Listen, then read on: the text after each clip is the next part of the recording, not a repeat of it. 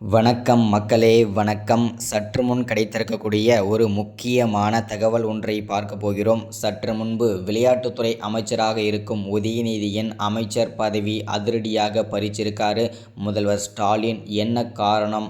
அப்படி என்ன தப்பு செய்துவிட்டார் விளையாட்டுத்துறை அமைச்சராக இருக்கும் உதயநிதி அவர்கள்? இது உண்மை தகவலா, இல்லை எதிர்க்கட்சியினால் பரப்பப்படும் வதந்திகள் நியூஸா அப்படின்றத பற்றியும் தெளிவாகவும் துல்லியமாகவும் இந்த ஒரு வீடியோவில் நம்ம காணொலியில் பார்க்க போகிறோம்.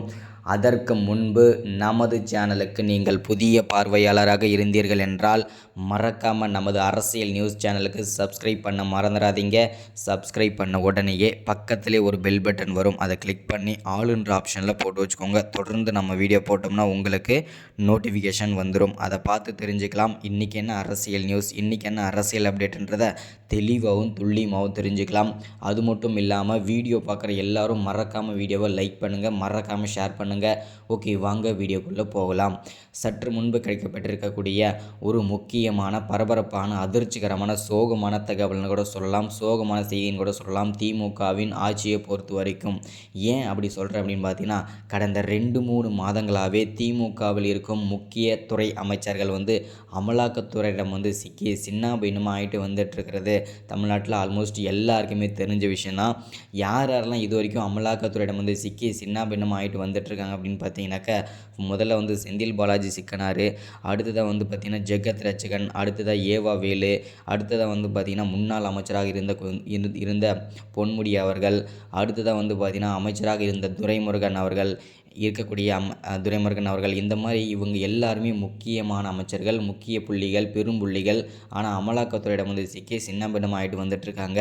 அந்த வரிசையில் சற்று முன்பு அந்த சர்ச்சையில் சிக்கிக்கொண்டு தவிக்கும் விளையாட்டுத்துறை அமைச்சராக இருந்து வந்திருக்கக்கூடிய அமைச்சராக இருக்கும் உதயநிதியின் அமைச்சர் பதவி அதிரடியாக பறிச்சிருக்காரு முதல்வர் ஸ்டாலின். இதனால் பேரதிர்ச்சியில் இருக்கிறார் உதயநிதி அவர்கள். இது பெரும் பரபரப்பை ஏற்படுத்தியிருக்கு. என்ன காரணம்? நான் அப்படி என்ன தப்பு செய்துவிட்டேன் அப்படின்றதுக்காக கேள்வி மேலே கேள்வி கேட்டுட்ருக்கார் உதயநிதி அவர்கள். ஸோ அதாவது பார்த்திங்கன்னா, இப்போதைக்கு அப்பனுக்கும் பிள்ளைக்குமே பார்த்திங்கன்னா ஒரு வாக்குவாதம் ஏற்பட்டிருக்கு. இது எந்த அளவுக்கு போய் முடியுன்றது தெரியல, நம்ம பொறுத்திருந்து தான் பார்க்கணும். அது மட்டும் இல்லாமல் அமலாக்கத்துறையிடம் இது ஒரு உளவுத்துறை ரிப்போர்ட்டும் கொடுத்துருக்காங்க. இன்னும் திமுகவின் அமைச்சர்கள் எங்களிடம் சிக்குவார்கள், எங்கள் வலையில் சிக்குவார்கள் என்றும் அதிரடியான உளவுத்துறை ரிப்போர்ட் கொடுத்துருக்காங்க. அந்த வலையில் யாரெல்லாம் சிக்கிறாங்க, எந்தெந்த முக்கிய அமைச்சர்கள்லாம், எந்தெந்த முக்கிய புள்ளிகள்லாம் சிக்கிறாங்கன்றதை நம்ம கொஞ்சம் பொறுத்திருந்து தான் பார்க்கணும்.